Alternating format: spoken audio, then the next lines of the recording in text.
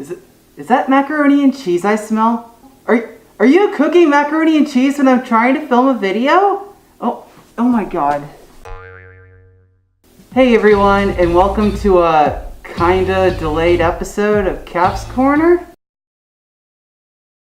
I had been meaning to get to a video before MFF, but I had a lot of stuff come up with schoolwork, then actually MFF. So, apologies for that. Hopefully I can get more videos up in the future in a more timely manner. So, on to MFF. MFF was probably the best con I've had a chance to go to so far. I got to meet so many new friends, and I also got to meet a lot of old friends too. Having gone a second time was also a bit of a different experience. When I first went to MFF, everything was still really new, and I really didn't know anybody. And it's a pretty crowded con. MFF and AC are pretty high up there when it comes to just population numbers. So getting a chance to go there for my second time, I felt more at ease, I guess. So there were some interesting experiences and little nuggets of wisdom that I managed to pick up during my time in Chicago. The first would have to be elevator etiquette. Nothing says having a great trip in the elevator like having somebody fart in the elevator and you're stuck in it like a sardine all the way up to the 12th floor. So please, if you're in an elevator, please hold it in before you go inside. Another would have to be the lines. So MFF had some really huge lines even if you pre-registered.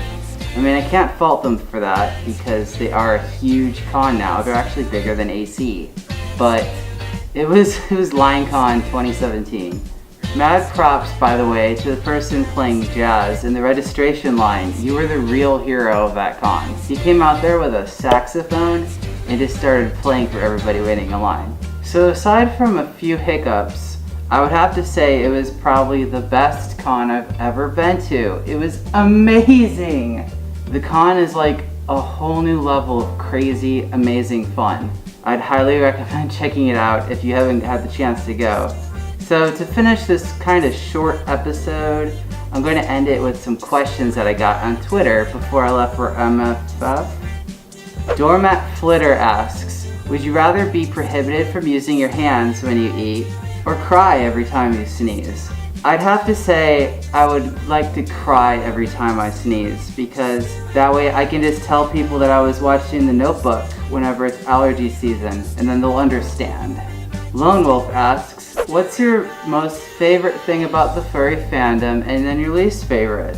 I'd have to say my most favorite thing in the fandom is the creativity it brings. Unlike other fandoms like Star Trek or anime conventions, where you have your character based off of something that's already created for you, you get to come up with your own identity. And just seeing the amount of creativity on display is absolutely amazing. Every time I look down a hallway and see some bright colored animal, it just reminds me that, this is a really cool place to be. On that note, my least favorite thing about the fandom is probably the drama that it creates. Now, I can understand that maybe not everybody will see eye to eye, but I noticed in this fandom, people have a way of showing you everything that's going on and broadcasting it out to everyone.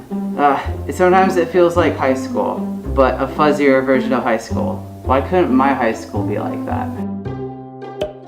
Spry asks, what do you think of younger furs? Younger furs are an important part of the fandom. We were all young at one point, so basing your judgment of somebody on their age is kind of, I don't know, it doesn't really hold up. I mean, they have events, 18 plus events, and those are fine, and then, they're marked as 18 plus, but the rest of the con should be able to be enjoyed by everyone. Also, younger furs at some point will end up shaping the fandom for what everybody else will see.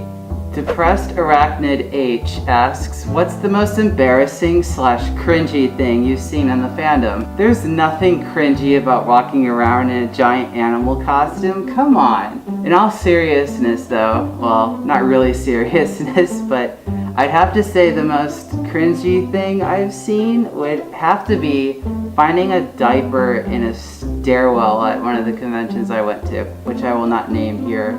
Lucky asks, who is your favorite furry YouTuber? I'd have to say my favorite YouTuber is Kero the Wolf. Just the amount of energy that he's able to put into portraying his character is really inspiring. Sometimes it feels like he's on more caffeine than I am, which is kind of crazy, but hey. I highly recommend checking him out if you haven't before. I have a link to his profile in my description. Eli Stanfield asks, what's your favorite color of fire? I'm sorry.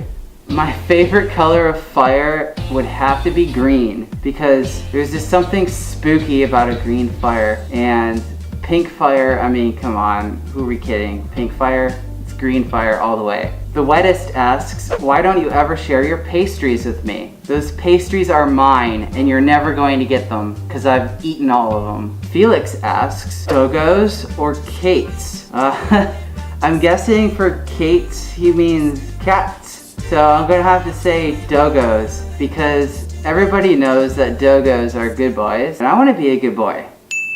Zeke asks, whoop whoop whoop whoop.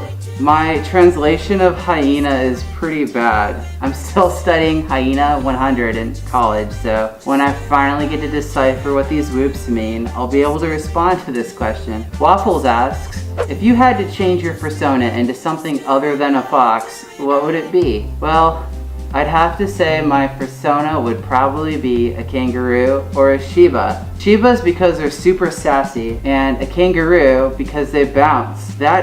And you get a pocket. Like, you can go up to your room and you can have like your room keys inside there, and you can have your cell phone inside your pocket, and you can even have a bag of Cheez-Its if you want. So it just makes everything super convenient. Now, I want to hear what you on YouTube have to ask. Leave your questions in the comments below and I'll respond to them in another video, hopefully sooner than before. Thank you everybody and have a great, awesome rest of the day.